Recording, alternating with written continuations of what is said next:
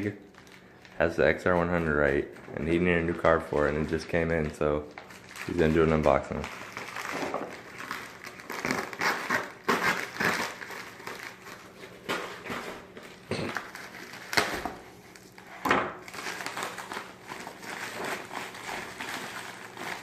Cool now.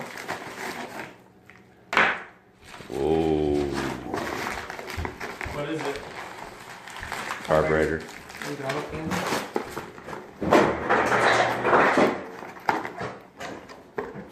Oh yeah. And a fuel filter. Pretty good deal. Porco would be videotaping the opening of a carburetor. Alex, do you even know what this does? Huh? Ooh. Carburetors? Yeah. Oh yeah, dude. What do they do? Doesn't it turn like movement into electricity or some shit like that? No. Come on, Eddie. Well, I mean, nice. there's for questions like that you have to Google, right? Yeah. Go ahead and look it up. Get back to me. Does you have the part you need?